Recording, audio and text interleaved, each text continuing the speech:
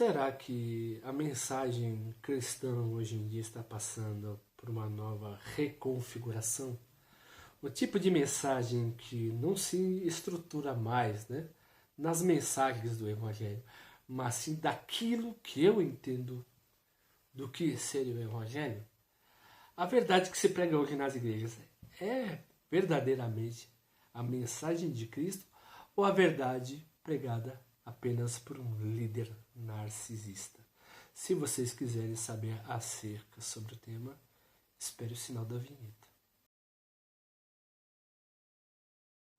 O porquê a espiritualidade hoje, o que consideramos como espiritualidade, ela é tão líquida assim, né? Ela está totalmente sem forma e vazia, né?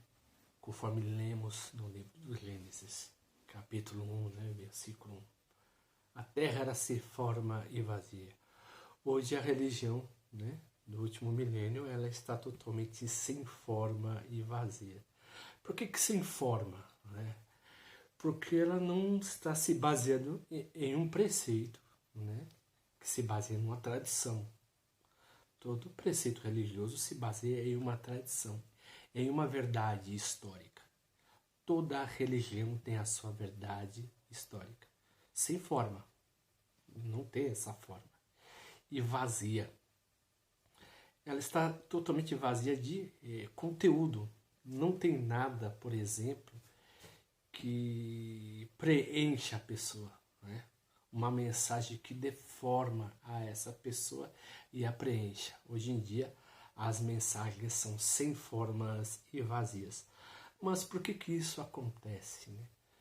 Zygmunt Bauman, ele fala que a sociedade moderna ela se tornou totalmente líquida. O que significa isso? Ela prepassa os dedos, né? Não tem mais nada sólido do que você possa se apalpar. É por isso que hoje em dia as pessoas, quando entram, por exemplo, no meio religioso, né, o meio religioso tem que se adaptar à pessoa. Né? Se a religião não se adapta à pessoa, ela não cresce em membresia. Mas aí é a minha questão, minha pergunta. Onde está o preceito religioso? Ele está na forma, nos conteúdos, nas tradições ou nas pessoas?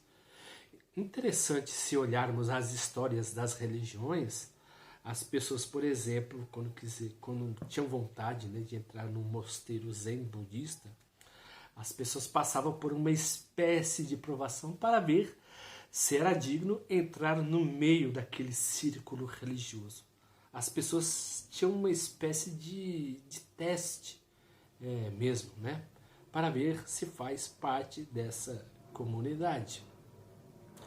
Por exemplo, tem uma lenda, né, acerca do mosteiro Zen, em que a pessoa ela queria entrar para um mosteiro e o monge na porta falou que essa pessoa não deveria entrar porque ela não estava adaptada. Ela teria que se esvaziar de si, né, enquanto que se ela não esvaziasse de si, ela jamais entraria.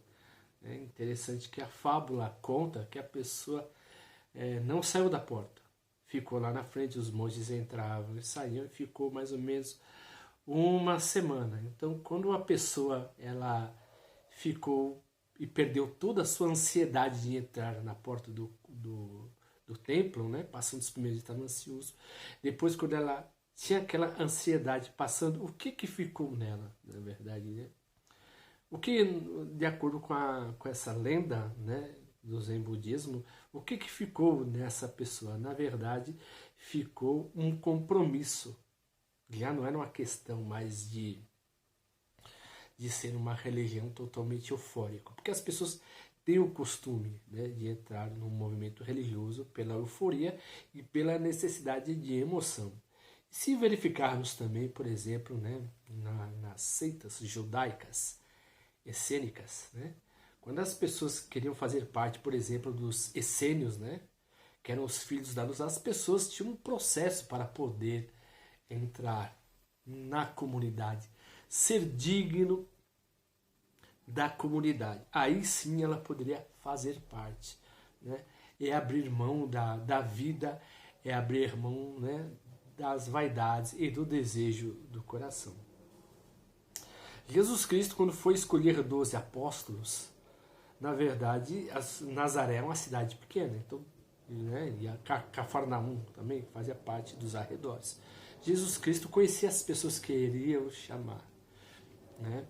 Ou seja, então quando ele começou a chamar as pessoas, ele sabia quais as pessoas que queriam na sua comunidade. Porque uma comunidade, quando nasce, ela nasce com a intenção de ser totalmente fiel a um princípio, né? Ser guiado por uma verdade. Assim como os budistas são guiados, né, pelos ditos de Buda, os Tripitakas, vamos dizer assim, os judeus eles se guiavam pela Torá, né? E, por exemplo, também os cristãos, os novos cristãos, não seguiam pela Bíblia, porque a Bíblia não existia. Eles se guiavam pela Torá, né? Que eram os preceitos de Moisés. E assim como as outras demais religiões, quando as pessoas, por exemplo, queriam seguir, né, a religião do mazdeísmo ou zoroástrica, teria que saber todos os seus preceitos e mostrar se era digno. Então, a religião ela tinha um aspecto que era totalmente dignificado. O homem se sentia digno, né, mediante o seu sacrifício a fazer parte de um sistema religioso. Hoje em dia os valores se inverteram, os polos se inverteram, né? Em vez de as pessoas, né, aceitarem uma verdade tradicional que concerne aquele meio religioso, não. Na verdade é que hoje em dia as religiões têm que se adaptar à vontade das pessoas. Inclusive as pessoas até dizem, né, que Deus hoje em dia, o conceito de Deus hoje em dia é muito místico, não é mais escriturístico. Se você vê a história do avivamento religioso no Brasil, até 1940, na verdade, que seria a segunda onda de pentecostalismo, houve a primeira em 1910, né? E a segunda em 1940. Né? O primeiro movimento foi o nascimento das Assembleias de Deus até, né? E da congregação cristã, né? Há uma certa divergência se a congregação cristã nasceu em 1910 ou 1970, ou se foi Luís de Francisco que a fundou ou não. E também tem, né, o segundo movimento pentecostal, que nasceu em 1940, que começou com a igreja quadrangular. Então, hoje em dia, essas igrejas naquela época tinham um cunho totalmente escriturístico. A pessoa teria que abrir mão do mundo, né, para poder seguir esses círculos religiosos, de acordo com alguns preceitos bíblicos, né? Por exemplo, no livro de Mateus, capítulo 6, no capítulo 5, na verdade, fala sobre o sermão da montanha. Quais deveriam ser as atitudes dos cristãos que se sentem dignos de seguir a Cristo, né? Então, tem algumas passagens que Jesus fala: se alguém vos pedir para vos dar a túnica, lhe dê também a capa. Se alguém lhe esbofetear o lado esquerdo, lhe dê o direito. Se alguém lhe pedir algo que lhe empreste, você dê essa pessoa. E também tem outra passagem também no livro de São Marcos, se eu não me engano, né, que diz bem no final, né, que Cristo fala assim, que não ameis o mundo, né, e nem as coisas que no mundo há. Buscai o reino de Deus e a sua justiça, e as demais coisas vos serão acrescentadas. Hoje em dia as pessoas procuram a prosperidade como se a bênção de Deus, vamos dizer assim, estivesse na prosperidade. As pessoas procuram se dar bem no trabalho, né? As pessoas procuram sempre uma espécie de vantagem, como se Deus, vamos dizer assim, fosse a sua espécie de mordomo, né? E que é uma coisa totalmente impensável na mensagem do Novo Testamento. As pessoas hoje em dia se pregam muito o Antigo Testamento. O porquê disso, né? Porque antes de Israel ser exilada, né, antes de passar pelo período intertestamentário com o qual conhecemos, que é o espaço entre o Antigo e o Novo Testamento, né, todo sinal de prosperidade, era uma bênção dos deuses, era até a bênção do Deus de Israel, é um costume até que advém da cultura cananeia, né? Mas só que é o seguinte, Abraão era próspero, sim, Isaac, Jacó, né, Davi, né, esses reis do Antigo Testamento. Mas após o último reinado que houve em Israel, houve, né, o caso em que Israel foi totalmente saqueado, então eles foram levados em exílio. Então essa mensagem já não servia mais. Por quê? Como é que um povo pode ser próspero se vive exilado? Então gera uma mensagem que não cabia mais de prosperidade, de riqueza, porque o povo perdeu a sua identidade como nação, né? Perdeu o favor divino. Inclusive, se você for ler o livro de Miqueias, Abacuque, Sofonias, Ageu, Malaquias, fala sobre o pecado do povo por não ter obedecido às leis de Jeová, e por isso eles foram totalmente amaldiçoados, né? Porque não guardaram a Torá, então por isso eles foram tirados da sua terra. Isso é um tema que abrange, na verdade, muitos aspectos, mas não é isso que eu quero falar. O que eu quero falar, porque quando Jesus Cristo chega no Novo Testamento, ele fala que o reino dele não é nesse mundo, né? Ele fala que o reino dele não se baseia em riqueza. Cristo mesmo fala que não se pode servir a Deus e as riquezas, a Deus ou a Mamon, ou a de amar a Deus, ou aborrecer o mundo, ou amar o mundo e aborrecer a Deus. Então, sabe, a mensagem do Novo Testamento é uma mensagem totalmente de abnegação do mundo, não a aceitação do mundo. Hoje em dia o que as mensagens pregam é que as pessoas têm que abraçar a Deus e ao mundo. E essa não é a mensagem do Novo Testamento.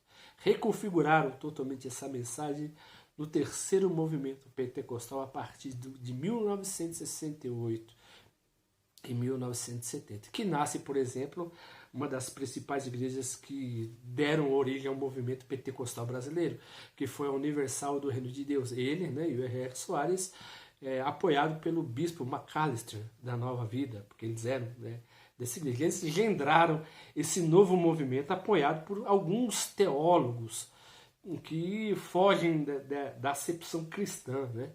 Por exemplo, eles seguiram Kenneth Hagin, né, Maurice Cerullo, tem mais Kenneth Hagin, Maurice Cerullo, T.L. Osborne, né, e dentre outros pregadores, que eles vieram, na verdade, massageados por uma mensagem da Helena Blavatsky. Se as pessoas quiserem saber sobre esse tema, tem vários livros da história da teologia que abrangem isso. Então, esses pregadores reformataram a mensagem do Evangelho, falando que aquele que tem Deus tem riqueza. Mas não só seria riqueza espiritual, mas que uma pessoa acompanhada com Deus teria uma riqueza que seria não somente uma riqueza espiritual, mas uma riqueza financeira. E que essa mensagem é totalmente desprovida do Novo Testamento. Mas é uma mensagem, né, por exemplo, provida do Antigo Testamento com elementos de outras culturas que fomentaram o imaginário do povo hoje em dia.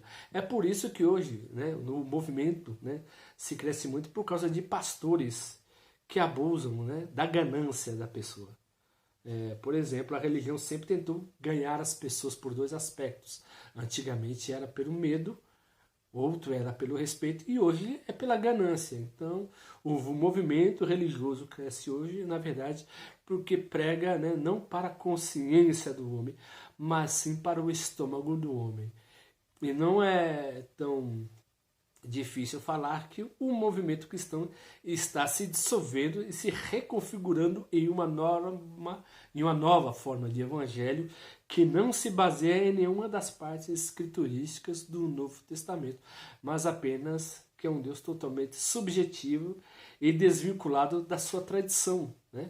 Da tradição cristã, que se baseia o quê? As mensagens de Cristo. E a mensagem de Cristo era fazer o quê? Né? Era negar ao mundo a favor do reino de Deus, porque esse mundo não teria nada para oferecer. E hoje em dia as pessoas se tornam cristãs, né, mormente por interesses escusos e com uma falsa humildade. Tem as suas exceções? Tem. Mas hoje em dia você vê porque que tanto o movimento neopentecostal cresce e as igrejas neopentecostais mais ainda, enquanto que as igrejas pentecostais ou tradicionais estão totalmente se esvaziando.